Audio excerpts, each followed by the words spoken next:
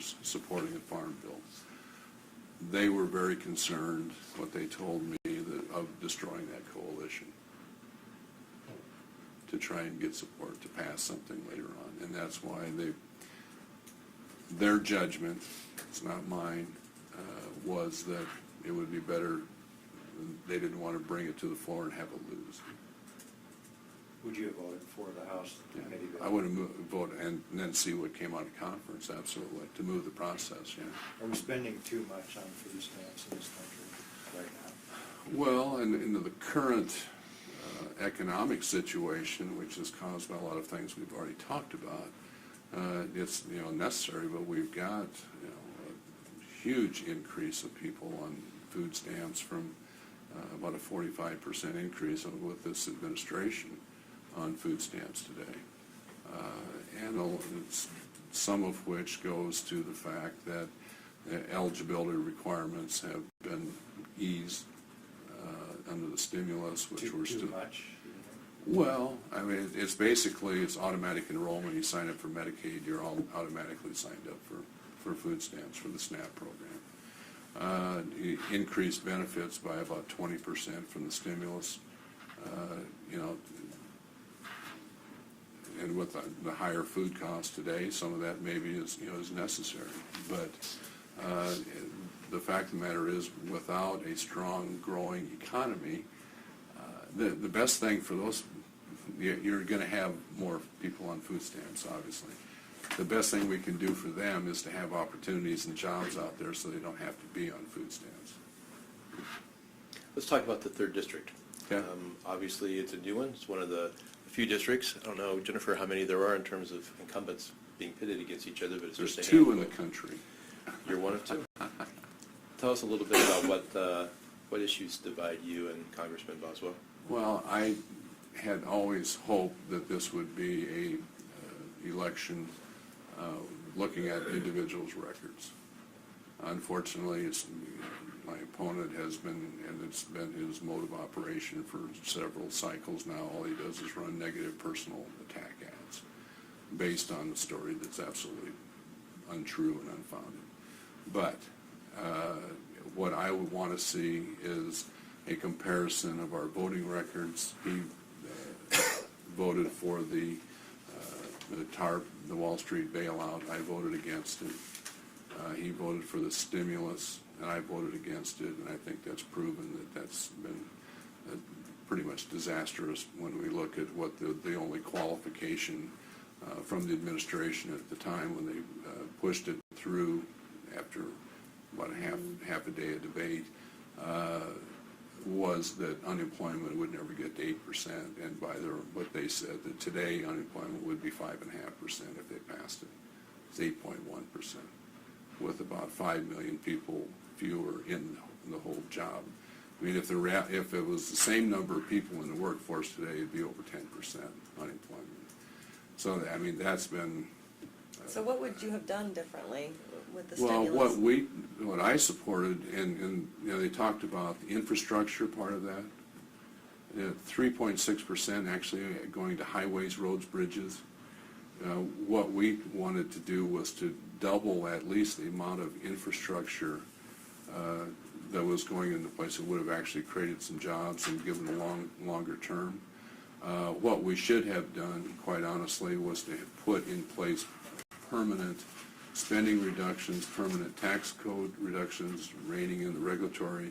If that would have been in place, we would have a much different economy today, rather than it's 830. If you reduced government spending, that would have improved. Is that what you're saying? Spending reductions? Yeah.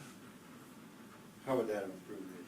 Well, you wouldn't have this fiscal cliff that we're looking at. We wouldn't have $1.2 trillion deficit, for over $1 trillion now for 4 years. So the economists who argued for a long time that when private enterprise is not spending money, when consumers aren't spending money, the government has to. You disagree with that economic philosophy? If there was confidence in the economy, if there was certainty, you would have businesses investing and hiring people. You would have much any tax relief that was in the stimulus. People saved it because they were scared to death of what was coming next.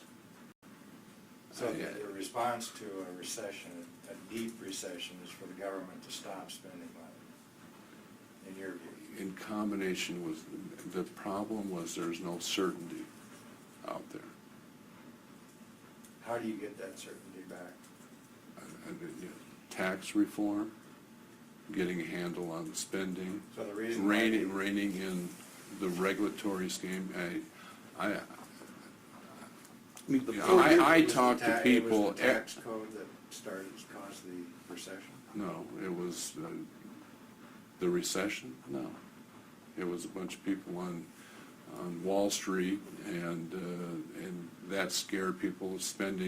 Individual spending reduced dramatically. We're a consumer-driven economy. People were scared to death. When you look at older people with the low interest rates today, that they don't get on their savings, the income, that is their disposable income. If your people in Iowa aren't going to touch principal, but they'll spend the interest income. All of those things combined, and that's what drew things, contracted the economy.